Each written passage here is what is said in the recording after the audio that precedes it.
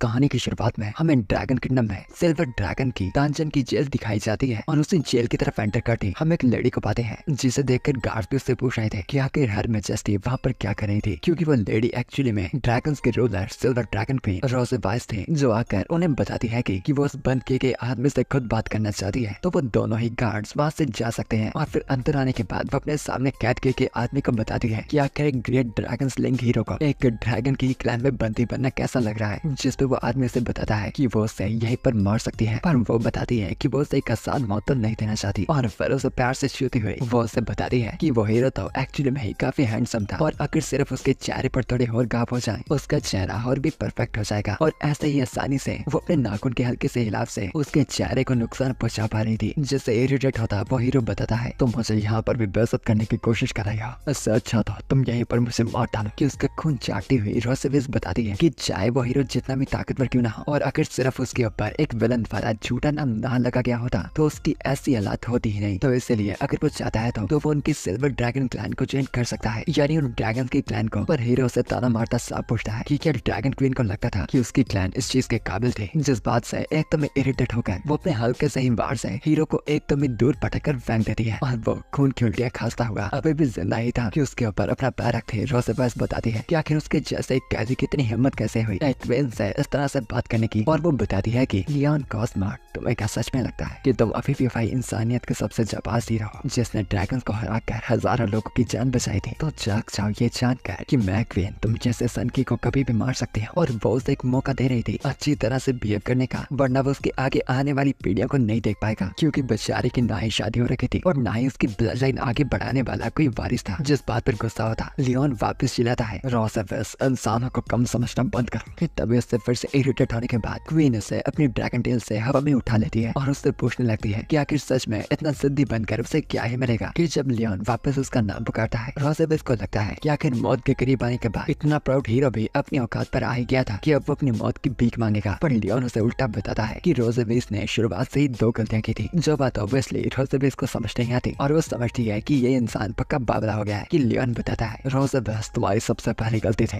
मेरे जैसे सबसे शक्तिशाली ड्रैगन स्लेयर के सामने अकेले आना, और दूसरी गलती थी कि तुमने मेरे खून का स्वाद चख लिया। कि तभी वो अपने ब्लड कर्स को एक्टिवेट करता है और क्योंकि रोज़ेवाइस ने उसका खून चखा था उसके शरीर में भी उसके इफेक्ट जाने लगे थे और वो लियोन को वहीं पर छोड़ देती है और उसके शरीर में कुछ तो अलग सा होने लगा था। आखिर ये कोई जहर था या फिर कोई वायरस, उसे कुछ भी समझ नहीं आ रहा था। बस उसका शरीर बहुत ही तेजी से बहुत ही गर्म हो रहा था, जैसे कि अचानक से ही उसे बुखार हो गया हो। और यहाँ पर रोज़ेवाइस इस चीज को समझने की कोशिश कर रही थी कि उसके सामने लियोन उठता हुआ उसे बताता है, योर मैजेस्टी अब जल्द से जल्द है तुम्हारे सभी शरीर को ही कुछ होने लगेगा और तुम्हारे शरीर के साथ साथ है तुम्हारी आत्मा भी दर्द में तड़पती रहेगी। पर यहाँ पर रोज़ेवाइस के साथ तो कुछ और ही हो रहा था कि वो अचानक लियोन की तरफ झपट पड़ती है और उसे पकड़कर नीचे लेटाकर वो लियोन को एक ऐसी चीज महसूस करवाती है जो ड्रैगन्स को स्ले करने से भी ज्यादा कमाल की थी, ड्रैगन्स को ले करना। और लियोन सोच रहा था आखिर ये क्या हो रहा है, मेरा श्राप इस तरह से काम थोड़ी ना करता था, इसे तो एकदम दर्द में आना चाहिए था, पर ऐसा क्यों लग रहा है कि ये एकदम ही उल्टा मजे में आ गई है। फिर फालतू के रोल प्ले को छोड़कर रोज़ेवाइस लियोन पर झपट कर उसे एक गहरी किस करती है, जिस पर लियोन मारना तो नहीं चाहता था पर अंदर ही अंदर से वो जानता था कि उसे मजे आ गए थे। और उसके बाद आगे क्या हुआ था मुझे आपको बताने की जरूरत नहीं है ना, बिखरे कपड़ों से तो जा नहीं पा रहे होगे। और रोज़ेवाइस भी वापस अपने नॉर्मल हाउस में आ जाती है और अपनी सिचुएशन को देखती सोचने लगती है कि आखिर सच में वहाँ पर हुआ क्या था, क्योंकि बिना सर्दियों के मौसम के भी वहाँ पर संतरे बाहर आ रखे थे। और फिर पीछे पड़े लियोन को वो पूछती है कि आखिर उसने उसके साथ क्या किया था, जिस बात पर लियोन बताता है, मैंने अपने ब्लड कर्स का इस्तेमाल किया था, कैसे फॉरबिडन टेक्निक जिसे जिंदगी में सिर्फ एक बार ही इस्तेमाल किया जा सकता है, और एक बार तुम्हारा खून चखता तो हम दोनों के बीच में ही एक कनेक्शन बन जाएगा और फिर मेरे मरने के बाद ये श्राप तुम्हें दर्द में तड़पाता रहेगा। पर रोज़ेवाइस से ये नहीं पूछ रही थी बल्कि ये कि अगर ये श्राप उसके मरने के बाद एक्टिवेट होना था तो फिर आखिर अभी उनके बीच क्या हुआ था, जिस बात पर लियोन बताता है कि ये बस एक हादसा था और एक तरह का साइड इफेक्ट था। पर क्वीन रोज़ेवाइस एकदम ही बबला जाती है क्योंकि ड्रैगन का रूल होता था कि वो सिर्फ एक ही लोग के साथ सेट रह सकते हैं, यानी अब उसने लियोन के साथ वो हरकत कर ली थी तो उसका कोई भी हक नहीं था किसी और मर्द के साथ होने का। और ये बात जानता हुआ लियोन भी बताता है कि अब उसकी मौत के बाद ना ये ग्रेट ड्रैगन क्वीन को कोई दूसरा मर्द मिल पाएगा और ना ही वो अपने आने वाली पीढ़ी को आगे बढ़ा पाएगी। अब आपको क्या लगता है great silver dragon queen your majesty, आपने धमकी दी थी कि मेरी आगे कोई भी पीढ़ी नहीं आएगी, तब आपकी कोई ड्रैगन के वह कोई आगे पीढ़ी नहीं आएगी कि अपने बड़े बड़े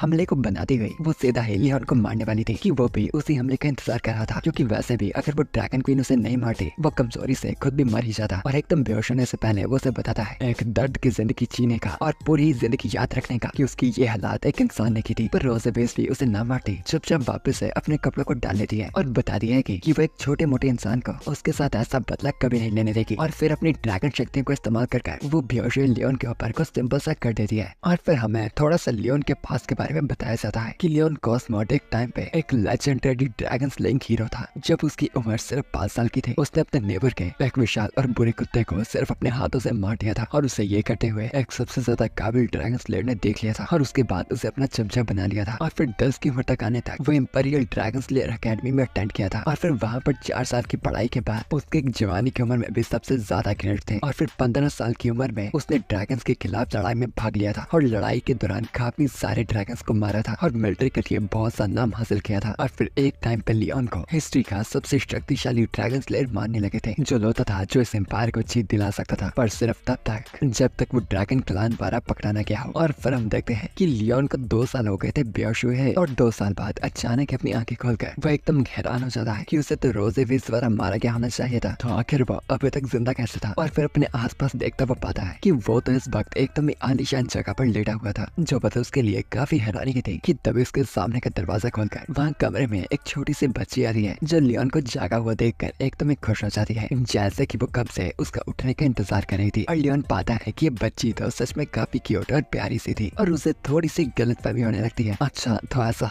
मैं सब कुछ समझ गया, क्योंकि मैंने इंसानियत की इतनी ज्यादा मदद की थी, तो उसके बदले में मरने के बाद पक्का स्वर्ग पहुंच गया और मेरे सामने इस वक्त मौजूद एक प्यारी सी छोटी सी एंजल है। और उसकी ये अजीब सी बातें सुनकर वो बच्ची पूछती है कि आखिर एक एंजल क्या होती है। और लियोन उसकी तरफ झुकता उससे प्यार से उसका नाम पूछता है और वो बच्ची भी अपना नाम प्यार से मुएन बताती है कि तब लियोन बाकी चीजों को छोड़कर एक चीज को नोटिस करता है कि ये बात तो ठीक थी कि वो बच्ची एंजल थी, पर फिर आखिर इस बच्ची के बाल कभी अजीब से क्यों थे। उसके हर एक तरफ से काले बाल थे पर बीच में ही थोड़े से सफेद बाल भी। और फिर मुएन बताती है कि उसे उसकी मॉम ने बताया था कि मुएन का मतलब मून होता है यानी चांद। और लियोन हैरान होता है कि परियों के भी माँ बाप होते हैं। और फिर वो उसे अपना नाम बताता है कि वो लियोन कॉस्मोड है, पर मोहन खुश होते बता रही है कि मोहन पहले से ही जानती है कि लियोन का मतलब लायन होता है। और फिर लियोन उसे पूछता है कि आखिर उस बच्चे को उसका नाम किसने बताया, जिस पर मोहन बताती है कि ये भी उसे उसकी माँ ने ही बताया था, जिससे अब थोड़ा सा लियोन को शक होने लगा था कि ये सिचुएशन क्या थी। और फिर वो मोहन से उसकी माँ का नाम पूछता है तो वो बताती है कि वो रोजेविस थी। और ये जानने के बाद इससे बड़ा झटका लियोन को क्या ही लग सकता था। एंड फिर अब हैरान होता वो पूछता है कि अगर उसकी माँ रोजेविस थी तो इसका मतलब वो कौन था, जिस पर मोहन बताती है कि बेशक लियोन उसका बाप था। और बस यहाँ पर लियोन जान जाता है कि ये किस पल का नतीजा था और जो हादसा उस वक्त उस सेल में हुआ था ये उसी टाइम से हो गई उसके और रोजेविस की बच्ची थी। कि तभी वहाँ पर मोहन की मम्मी यानी रोजेविस भी आ जाती है, जिसे देखकर मोहन उसे खुश होती बताती है कि आखिरकार उसकी डैड इतने सालों की नींद के बाद जाग गए थे। और फिर लियोन की तरफ देखती वो भी उससे उसका हाल पूछती है, पर ऑब्वियसली लियोन इस बात से खुश नहीं था कि यहाँ पर अपनी माँ के गले लगी। मोहन बताती है कि उसकी माँ रोज डैड से मिलने आती थी और लियोन का ध्यान तक भी रखती थी, तो यानी पक्का वो उसकी बहुत ही फिक्र करती थी, जिस बात पर रोजेविस भी एग्री करती है। पर लियोन बिल्कुल भी इस बात को सच नहीं मानता और फिर प्यार से मोहन को ये बताकर कितना टाइम बीत गया है तो उसे उसके डैड को इतने टाइम बाद कुछ प्राइवेट बातें करनी थी, तो मोहन बाहर जाकर आराम से खेल सकती थी। और फिर उसके जाने के बाद लियोन से पूछता है कि क्या सच में ये उनकी बच्ची थी, जिस पर रोजेविस बिल्कुल हाँ करती है। और फिर अपने टेल से दरवाजे को बंद करने के बाद वो लियोन के करीब आ रही थी, पर लियोन उससे पीछे हटता पूछता है कि आखिर वो तो उससे नफरत करती थी, तो फिर आखिर उसने उसके बच्चे को जन्म क्यों दिया और उसकी जान को क्यों बचाया। जिस बात पर रोजेविस बताती है कि वो पूरे 2 सालों से सो रहा था और 2 सालों पहले जो उसने उसके साथ किया था वो बेशक उस चीज के बाद उसे ऐसे छोड़ नहीं सकती थी। जिस बात पर लियोन बताता है कि वो भी ये कुछ करना नहीं चाहता था और उनकी जाति एकदम अलग है, तो बेशक उनके साथ में होने का कोई भी मतलब नहीं होता और अगर कोई भी टाइम होता तो वो जिंदगी में कभी भी उसे हाथ तक भी नहीं लगाना चाहता। जिस पर रोजेविस उसके करीब आकर पूछती है तो क्या उसे हाथ लगाना भी लियोन के लिए टॉर्चर था। जिस बात पर लियोन हाँ करता है और रोजेविस अपनी टेल का इस्तेमाल कर लियोन को वही बिस्तर पे लिटा देती है और फिर धीरे धीरे कर उसके और भी करीब आने लगती है। और लियोन पूछता है कि आखिर वो उसके साथ क्या करना चाहती है, कि वो उसके कपड़ों को फाड़कर एक मैजिक सर्कल बनाती बताती है कि वो अपने ड्रैगन के पैटर्न को लियोन के ऊपर बनाना चाहती है। पर पहले से ही कुछ भारी चीजों को महसूस करता लियोन रोजेविस को रुकने को कहता है, जो लियोन के ऊपर वो मैजिक पैटर्न बनाती बताती है कि लियोन के लिए आज से बहुत ही शर्मखोर बात होगी कि आज से इतना जाना माना ड्रैगन स्लेयर उसका एक गुलाम बन जाएगा और उसे कभी भी छोड़ नहीं पाएगा। और वो करती वो से बताती है, लियोन आखिर तुम्हारे जाने माने इंसान क्या सोचेंगे जब तुम्हारे शरीर के ऊपर वो एक ड्रैगन का टैटू देखेंगे, तो क्या तुम्हें लगता है कि वो फिर भी तुम्हें ड्रैगन स्लेइंग हीरो मानेंगे या फिर एक धोखेबाज जो ड्रैगन्स के साथ हो गया है। और लियोन गुस्से से पूछता है कि आखिर वो इतना नीचे कैसे गिर सकती है। जिस पर उसके करीब आती वो बताती है कि ड्रैगन रेस के मानने से बदला एक अलग ही चीज को माना जाता है और ये जितना नीच नीचे हो सके उतनी कगार पर गिर सकता है, चाहे शारीरिक तौर पर चाहे मेंटली तौर पर। और इसीलिए लियोन जो अपने आप पर ड्रैगन स्लेयर होने पे एकदम प्राउड था, वो चाहती थी कि वो आज से अपनी पूरी जिंदगी ड्रैगन स्लेयर होने के तौर पर शर्म से जिएगा और हमेशा के हमेशा उसे सिल्वर ड्रैगन किंग रोजेविस के साथ रहना पड़ेगा, क्योंकि रोजेविस के लिए भी ये बहुत ही फायदे की बात होगी अगर वो इतने बहुत ही शक्तिशाली ड्रैगन स्लेयर हीरो को ड्रैगन क्लैन का गुलाम बना ले, और यही उसका एक ड्रैगन के तौर पर बदला होगा। और फिर लियोन के ऊपर बैठी वो उसे बताती है कि अब वो उसके साथ वो काम करेगी जो लियोन ने उसके साथ शुरुआत में किया था, पर इस बार बस लीड करने वाली वो होगी।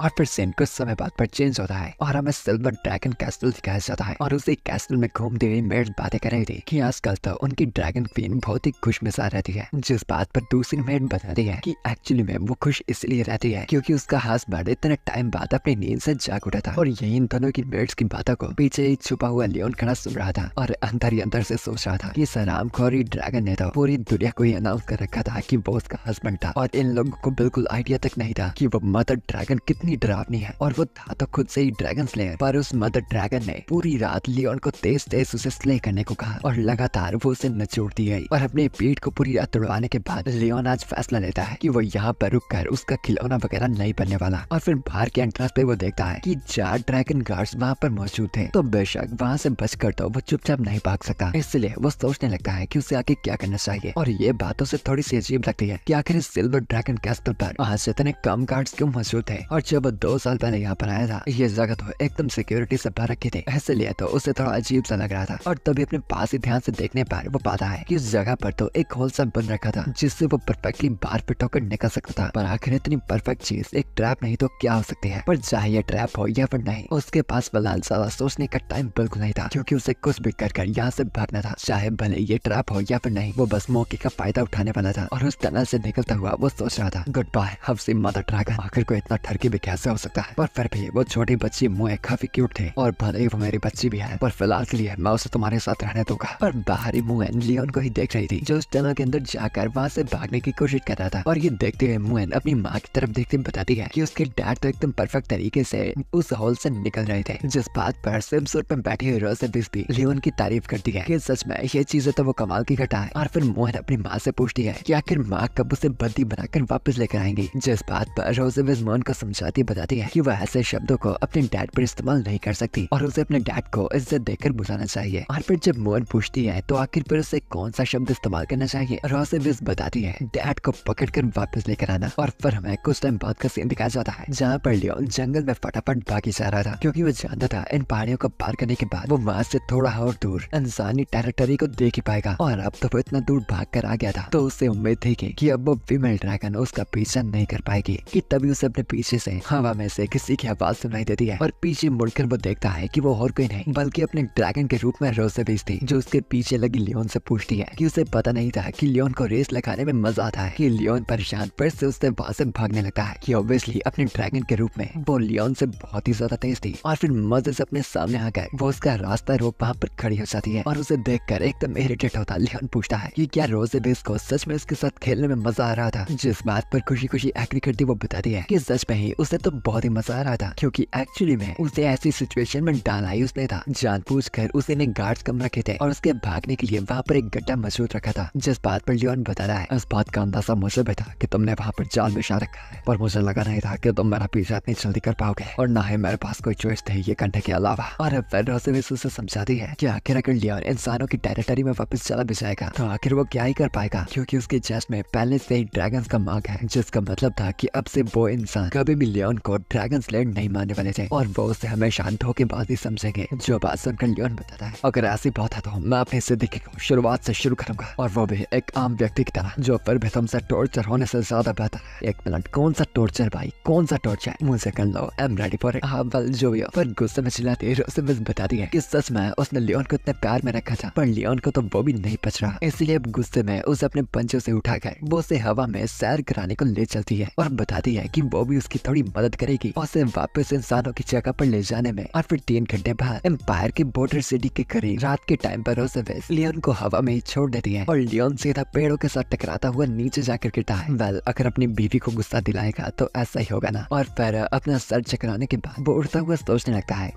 मैं कौन था डोरेमोन स्लेयर नहीं, या फिर ड्रैगन स्लेयर। और फिर अपनी आंखें झपका अपने सामने देखकर वो पाता है कि रोज़ेविस एक्चुअली में उस इंसानी टाउन के करीब ले आई थी, जिसकी वजह लियोन को समझ नहीं आ रही थी। और फिर अपने बड़े ड्रैगन के रूप को छोड़कर अपने दूसरे ही छोटे पर बड़े बड़े रूप में आ जाती है। खैर मुझे समझ तो नहीं आया मैंने क्या कहा, पर पता नहीं स्क्रिप्ट में लिखा था आखिर दूसरे दो बड़े रूप क्या हो सकते हैं। और फिर रोज़ेविस लियोन को बताती है कि जिस इंसानी टाउन को वो अपने सामने देख रहा था, ये पहले से ही काफी टाइम से गुमसुमा सा टाउन था। और अब क्या लियोन को महसूस हो रहा था कि वो वापस से इंसानों के करीब आ चुका है। और चाहे वो उसे ये जगह दिखाने को ले आई है, पर रोज़ेविस साफ बता रही थी पर लियोन को यहाँ से जाना नहीं था कि उसके शरीर का वो ड्रैगन मार्क चमकने लगा था, और साथ ही साथ लियोन का भी। और ये वजह लियोन को तो समझ नहीं आ रही थी कि उसके करीब बढ़ती हुई रोज़ेविस उसे बता रही है कि इस मार्क के बदौलत उन दोनों के बीच में एक कनेक्शन बन रखा होगा। तो जब उन दोनों में से कोई भी एक दूसरे के साथ मेट करना चाहेगा तो ये मार्क अपना रिएक्शन करना चालू कर देगा। जैसे रोज़ेविस को लगता है कि लियोन की फीलिंग्स उठ रही थी, तो अगर वो यहीं पर करना चाहता था तो रोज़ेविस तो उस चीज के लिए भी पूरी रेडी थी। और वो लियोन को बता दी है कि वो उसे उसके होम टाउन के करीब इसलिए लेकर आई है ताकि वो उस जगह के सामने खड़ा होकर थोड़ी शर्म महसूस कर पाए, और इंसानी टाउन के सामने ही मौजूद होकर वो एक ड्रैगन के साथ रंग ललियां बनाएगा। इस बात से एकदम इरिटेट होकर लियोन कसकर उसका हाथ पकड़कर उसे बताता है, रोज़ेविस आज तुम चाहे इस मौके के फायदे उठा दो, पर जब मुझे वापस मौका मिलेगा तुम जितना मुझे बेइज्जत कर रही हो मैं उससे दुगना तुम्हें करूंगा। जब बोलने से रोज़ेविस पहले थोड़ी हैरान होती है और उसे काफी मजा भी आता है, इसलिए अब वो भी उसके ऊपर चढ़ती हुई उसे सामने से चुनौती देती बताती है कि वो उसके बदले का वेट करेगी, पर फिलहाल के लिए तो वो उसी का खिलौना है। और फिर एम्पायर की बॉडी सिटी के बाहर ही किसी बड़े से पेड़ के नीचे लियोन और रोज़ेविस अपने काम को पूरा करते हैं। और वो होने के बाद रोज़ेविस वापस सच रही थी, क्योंकि वह गन फैलाने के बाद आखिर कौन वापस तैयार नहीं होता। और यहाँ वो पीछे मौजूद लियोन को बताती है कि आज लियोन की परफॉर्मेंस बहुत ही अच्छी थी, क्योंकि वो शायद इंसानों के टाउन के करीब आया था कि लियोन थोड़ा इरिटेटेड था कि आज फिर से जबरदस्ती रोज़ेविस ने उसे चूज कर रख लिया। और फिर लियोन के पास आती है, वो उसे एक आइडिया देती है कि आखिर उसका क्या ख्याल है हर एक महीने अपने होम टाउन को देखने आने का, जिससे लियोन का मन भी थोड़ा हल्का हो जाया करेगा। और उसकी बात का अच्छे से मतलब समझता लियोन उठता बताता है कि पक्का उसका प्लान था उसे उसके इंसानी किंगडम के पास ले आकर उसे फिर से पूरी तरह चूसने का, क्योंकि उसे यहाँ पर उसकी परफॉर्मेंस अच्छी लगी थी। और वेल हाँ, रोज़ेविस का भी सच में यही प्लान था। और फिर से पूरी तरह से तैयार होने के बाद वो लियोन को बता रही है कि उन्हें अब यहाँ से चलना चाहिए, क्योंकि उनके बच्चे उनका घर वेट कर रही होगी। कि लियोन उसे थोड़ा वेट करने को कहता है और उसे साफ साफ बताता है कि वो एक ड्रैगन स्लेयर होने के नाते अपने आप को किसी ड्रैगन से पकड़वा कर नहीं ले जा सकता, इसलिए वो वहाँ तक चल कर जाएगा। और लियोन का ये एटीट्यूड देखते वो बताती है कि यहाँ से सिल्वर ड्रैगन कैस्टल तक जाने में उसके जैसे ड्रैगन को भी उड़ते हुए 3 घंटे लगते हैं, और लियोन जैसे इंसान को भी तेज चलते हुए कम से कम भी पूरे 10 दिन लगेंगे वहां तक पहुँचते हुए। पर लियोन बताता है कि चाहे 10 दिन लगे चाहे पूरा महीना, वो जाएगा तो पैदल ही, क्योंकि इंसानों की सहन शक्ति इतनी कम नहीं होती जितनी वो सोचती है। और इस बात का अंदाजा उसे पहले